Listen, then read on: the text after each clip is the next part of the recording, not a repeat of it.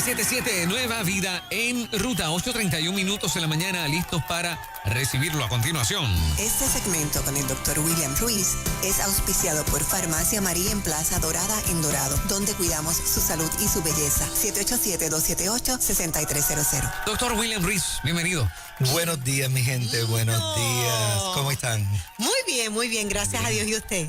Pues por ahí en ruta, viendo la gente, llegando aquí a la emisora, escuchando a Magdiel, esta clase de palo que nos dio con Noemí. Ya ustedes saben, como le decía a Juan Carlos, la parte emocional, el lagrimón, wow, una mujer de sacrificio. Que mucha gente sacrificada en este país en este momento tan crítico en la pandemia, ¿verdad que sí?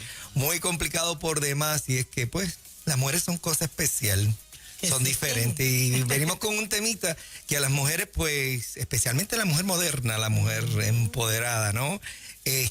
Siempre va a la consulta médica, y ya cuando está en el 8º mes, que empieza a leer de todo el proceso del parto, dice, la episiotomía es necesaria.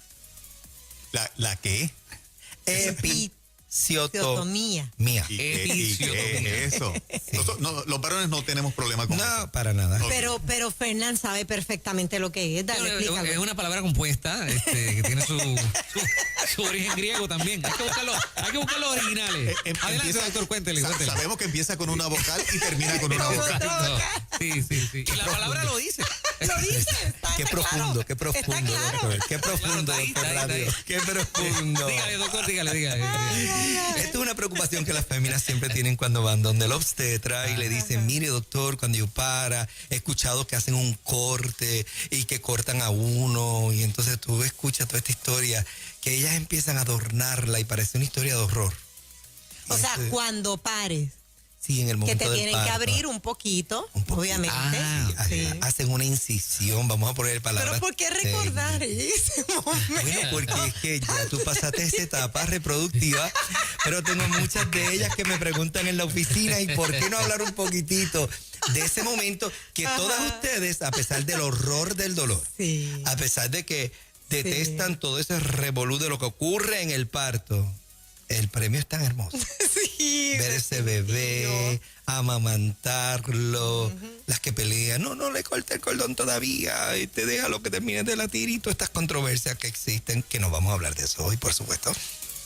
No queremos controversia, hay demasiada crisis a nivel mundial con lo de la pandemia como para añadir otra cosilla más. Pero sí, quiero hablar de la episiotomía, porque la episiotomía es algo que le preocupa a muchas mujeres, porque dice, pero doctor, esto no es natural, uno no se supone que para y ya, porque el médico tiene que cortar, y obviamente hay muchos ángulos, y hay que proteger cada uno de los ángulos desde la perspectiva correcta y profesional, ¿no?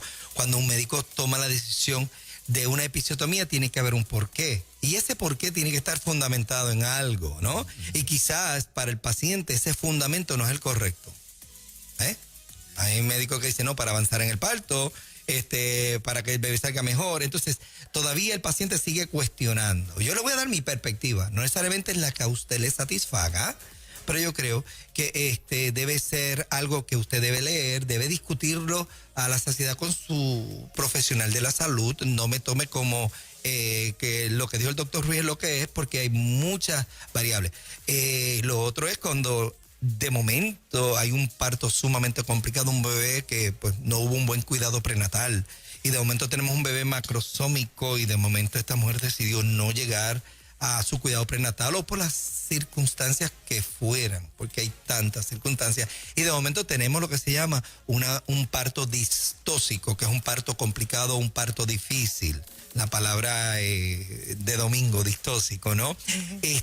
Y obviamente hay médicos que no solamente tienen que hacer una episiotomía, hay casos que hemos visto, en casos extremos, una proctoepisiotomía, que eso no es otra cosa que cortar todo ese tejido que está entre la salida vaginal y el recto y el ano. Y créanme que es un corte dramático.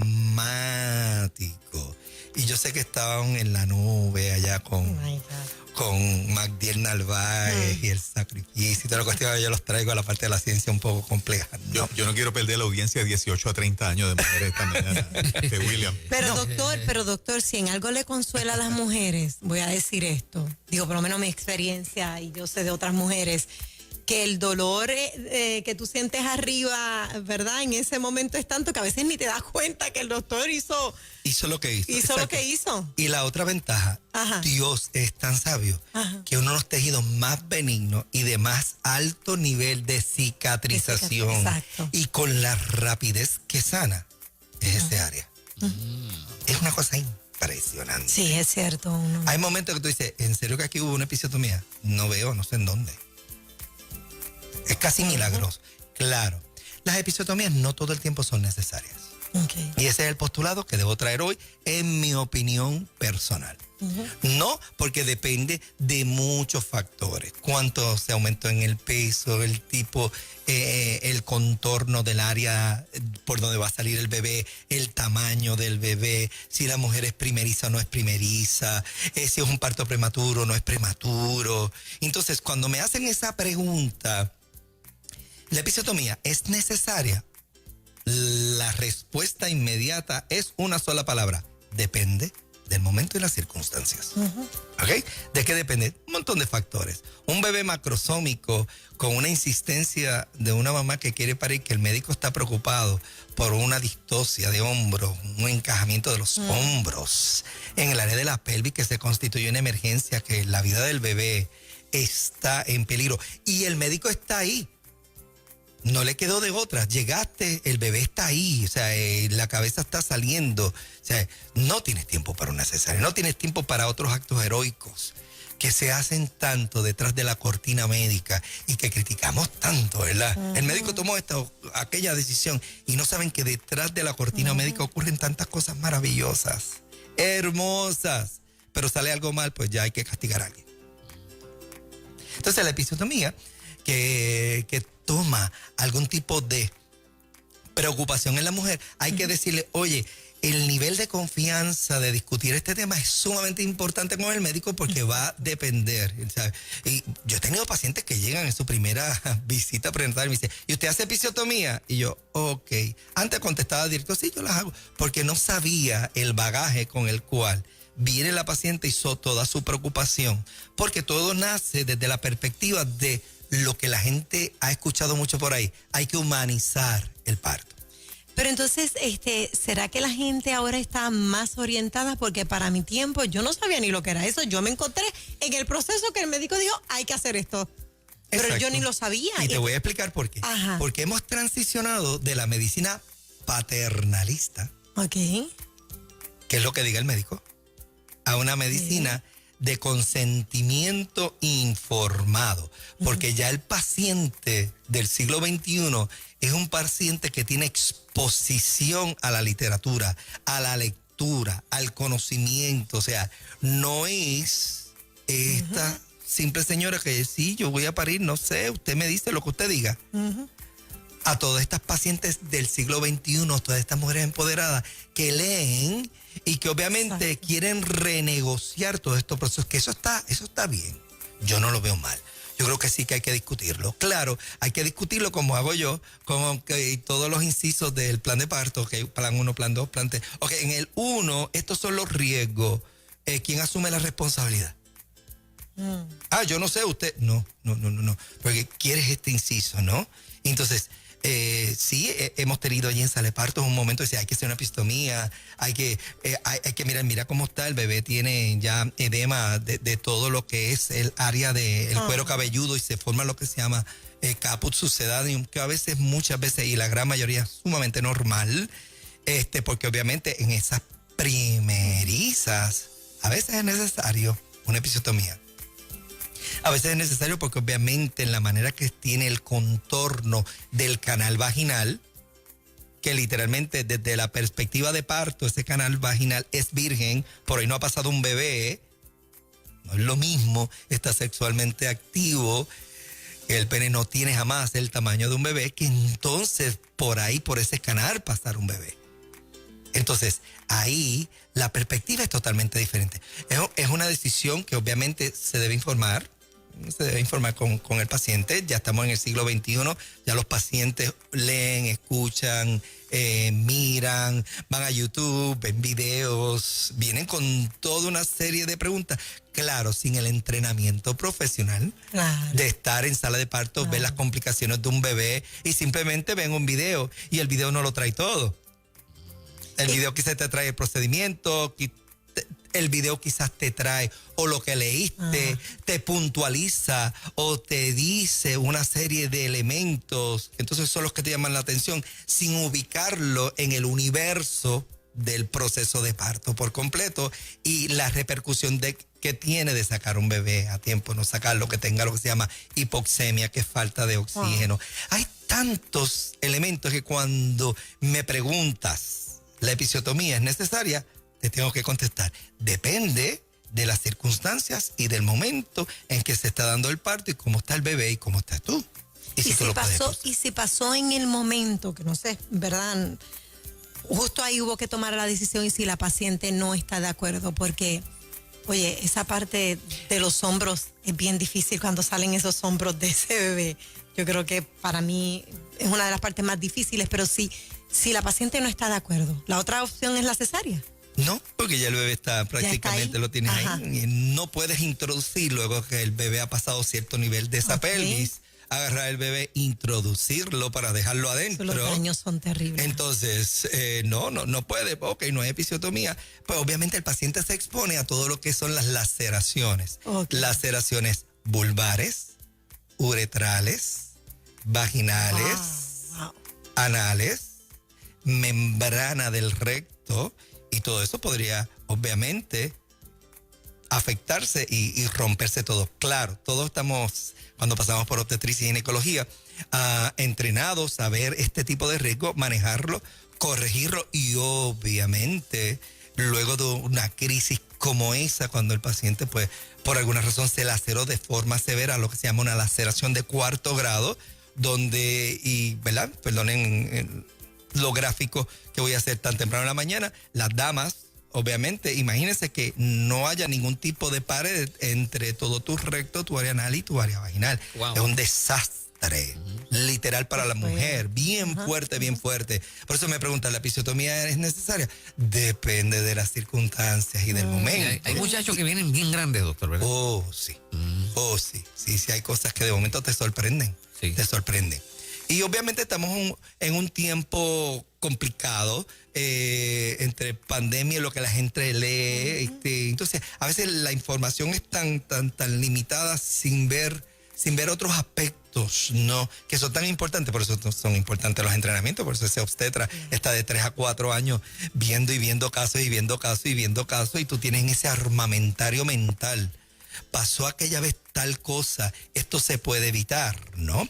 Y obviamente cuando hay laceraciones severas, uretrales, o hay algún tipo de afección a nivel del recto y del músculo anal, obviamente esa paciente necesita una evaluación con el proctólogo para ver cómo queda esa musculatura. Recuerden que la pelvis, si nos siguen a través de todos los programas aquí, a través de Nueva Vida, hemos mencionado que la pelvis es un músculo, o sea, hay pared de hueso en los laterales, pero por donde sale el bebé no. Todo eso es una camada muscular que ese tejido tiene que ceder, tiene que ser flexible, y llega un momento que la flexibilidad tiene un límite. Eso es como una goma, ¿verdad? Usted la estira, pero eso va a tener un límite, ¿verdad? Que si la estira demasiado se puede romper.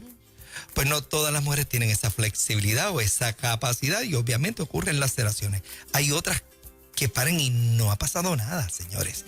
Pero hay otras que lamentablemente sí. Entonces, pues, como el ADN y el protoplasma de cada paciente es tan diferente, la episiotomía va a ser necesaria dependiendo de las circunstancias. Y obviamente, sí, una episiotomía se puede infectar como se infecta cualquier tejido, pero con la bendición de que ese área, obviamente, Dios hizo ese área tan espectacular que cicatriza con mucha facilidad, el área perineal.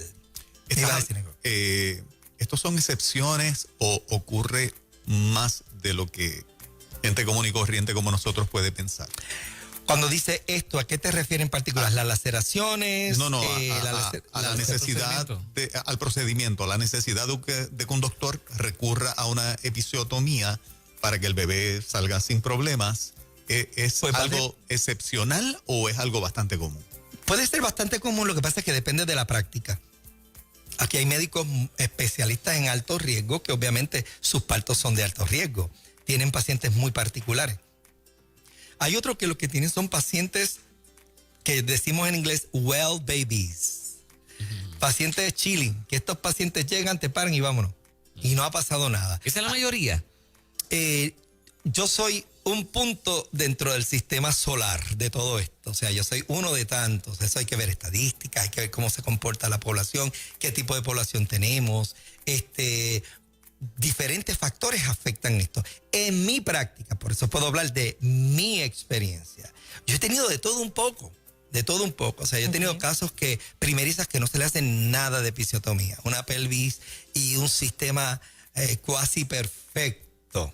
Un par de abrasiones tontas ahí, eso se va solo. Hay otras que definitivamente hay que hacer una episiotomía. Hace poco tuve un caso que tuvimos que hacer una episiotomía. La episiotomía se extendió, hubo una laceración en el área anal, tuvimos que hablar con diferentes especialistas, hablamos con el perinatólogo, con una perinatóloga de este país, hablamos y discutimos el tema y nosotros en consenso, discutiendo el caso entre los tres, a pesar de que ella parió ese primero vaginal, por cuanto la salud en ese área, en el área rectal, ano, área vaginal, se puede ver afectada, todos tuvimos el consenso de hacer una cesárea. Okay. Para simplemente proteger en ese segundo parto que no me pase por el mismo trauma. Porque fue literalmente un parto traumático. Sí. Entonces, cuando, pues con el retroscopio, qué fácil es mirar, ¿verdad? O sea, después que pasó, pues mira, ahora podemos decidir esto, aquello, lo otro. Pero cuando con esa experiencia de vida que tienen muchos obstetras, traerla a la mesa de discusión con el paciente y tú decir, y te hacen la pregunta, doctor, ¿y la episiotomía es necesaria? Porque yo no la quiero. O sea, ¿cómo tú sacas a los pacientes de ese embudo, de esas gringolas que se ponen y decirle, oye, mantente abierta a opciones? Uh-huh. No porque se dice y se habla y se dice y se habla. Y sí, hay pacientes y hay médicos. Es cierto, hay médicos que hacen muchas cesáreas, pero hay médicos que no hacemos tantas cesáreas. Te pregunto en esa línea, ¿se ha convertido en un tema común también las reconstrucciones vaginales precisamente por esos procesos, ¿verdad? Como para revertir todo el daño que hubo en el proceso del parto. Lo que escucho es que es común y que queda bien.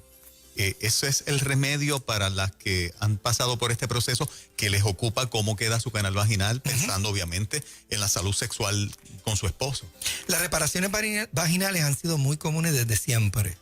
Lo que pasa es que aplicaba típicamente solamente a la mujer que había parido mucho, que ya está perimenopáusica o menopáusica, ya tiene cistoceles, rectoceles, unas condiciones anatómicas que son incómodas para la paciente, descenso del útero, hay un montón de factores. Obviamente en el siglo XXI cobra una importancia desde la perspectiva de la salud sexual. Y sí, para un grupo de mujeres, ni la vagina, ni la vulva, ni unas áreas que son importantes en el área sexual van a ser las mismas después de un parto. Sin embargo, hay otras que no tienen ese problema. Por lo que sí, podría ser bastante común. Hay gente que lo está haciendo, hay tratamientos que se dan, ¿no?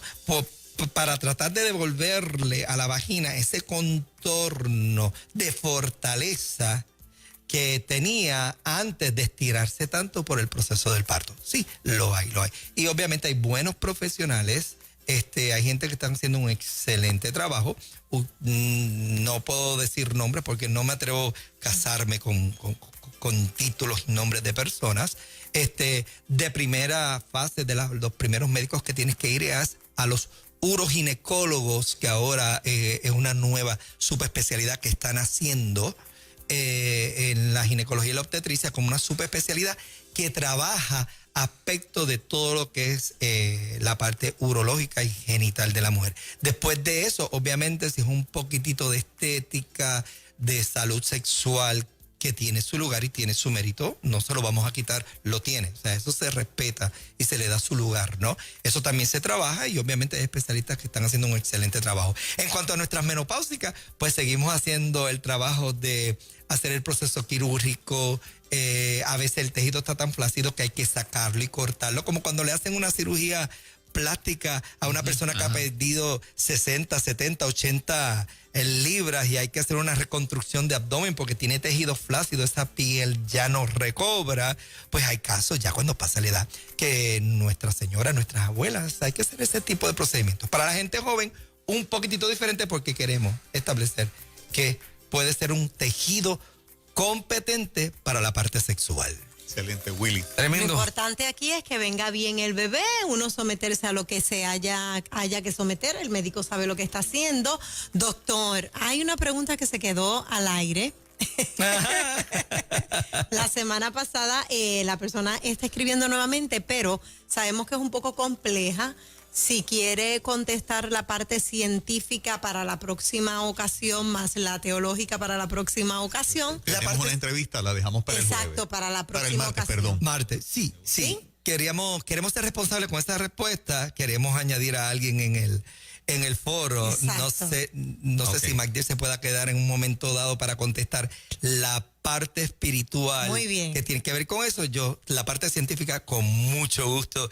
He estado leyendo, he estado orando para poder dar una opinión Sí, y una lo sabemos. respuesta responsable. Lo sabemos, ¿Lo así que a la hacemos persona semana que que está viene? escribiendo, sí, claro, se va a hacer ¿Seguro? la semana que viene. Claro que sí. Claro que Doctor William Ruiz, ¿dónde lo consiguen? 423-2424, allí está el señor Fabio Miranda y el teléfono de la oficina 278-2393. Recuerde que en el 423-2424 es más importante dejar un texto que dejar un mensaje de voz. Excelente, gracias, doctor. Gracias, bendiciones. Lindo día. Las 8:53.